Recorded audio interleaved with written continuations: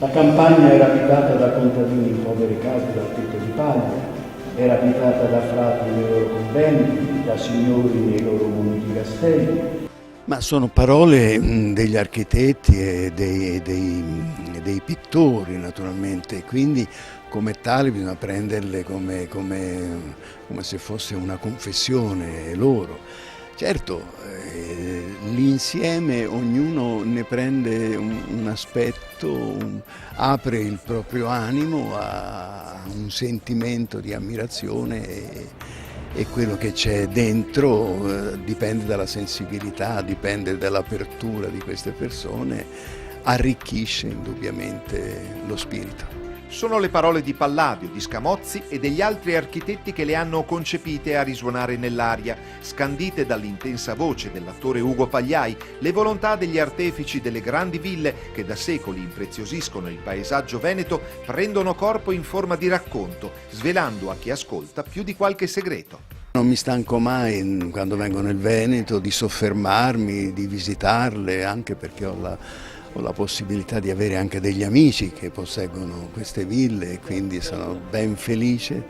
di ritornare ad ammirarle. La cosa bella, per quello che io ho potuto vedere, è che sono tutti partecipi perché queste opere d'arte stiano ancora in piedi, ben sostenute dall'amore e dall'affetto dei vicentini e naturalmente padovani, veneziani,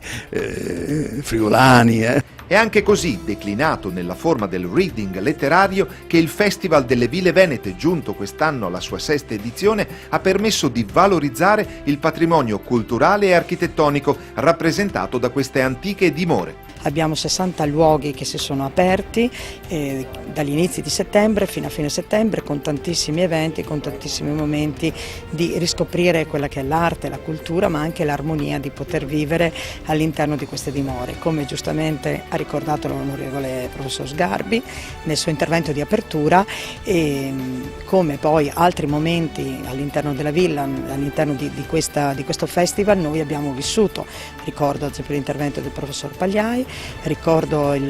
la possibilità di un bellissimo musical a Rovigo, ma tanti altri momenti dove l'arte ha incontrato la vita all'interno della villa. Questo festival ha questa importanza, questa valenza di valorizzare soprattutto le ville private, perché non dimentichiamo che i padroni, i proprietari fanno molta fatica a mantenerle in piedi, anche se sono aiutate dall'istituto, sono aiutati economicamente dalla Regione Veneto, però insomma bisogna fare in modo che queste grandi opportunità, questi grandi tesori aprano le porte a tutti quanti e soprattutto facciano conoscere la loro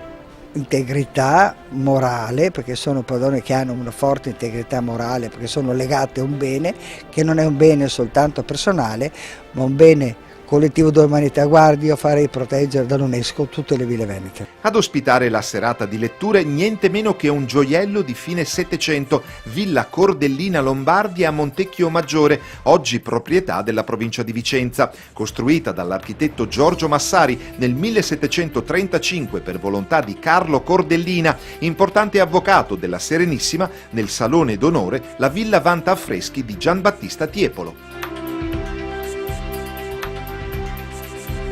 Il festival, che si è tenuto dal 13 al 21 settembre, anche quest'anno ha avuto carattere itinerante, coinvolgendo diverse dimore in rappresentazioni teatrali, spettacoli di danza e mostre d'arte. Esperienza sicuramente positiva, noi abbiamo visto tantissime persone che sono state interessate a questo evento, un grazie particolare alla Regione Veneto, che è stata una delle nostre sostenitrici in prima persona, in particolare al Presidente, al Vicepresidente, ai vari assessori con i quali collaboriamo durante tutto l'anno, e alla Regione Friuli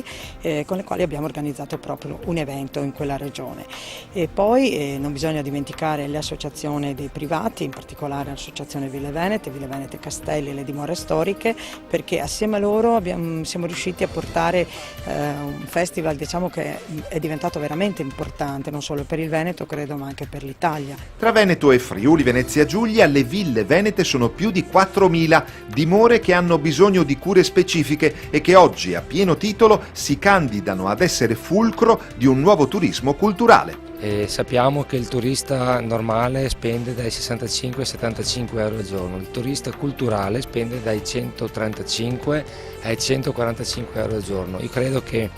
riuscire a promozionare sempre di più questi gioielli che la storia ci ha dato può far sì a portare anche incremento economico al territorio. Sviluppare un marketing territoriale mirato ed attirare nuovi capitali sono dunque due obiettivi di primaria importanza che l'Istituto Ville Venete, in collaborazione con la Regione, intende raggiungere partecipando al progetto europeo Cultema, che si propone di valorizzare le ville con l'opportunità di utilizzare investimenti privati. Il progetto è stato presentato proprio a Villa Cordellina Lombardi in concomitanza con il premio Ville Venete per l'Europa. Premio molto importante di 250.000 euro che si divide su 3 bandi per 3 filoni, che riguarderà sia la progettazione che il restauro di ville, possono essere pubbliche, private o aderenti a Cultema, e per progettazioni innovative in vari settori, dall'energia alla sostenibilità, alla multimedialità, alla bioarchitettura o l'architettura in genere. Per cui noi siamo convinti che sempre di più le ville possono diventare un punto di riferimento all'interno non solo della nostra regione, ma anche di una strategia economica per il Veneto.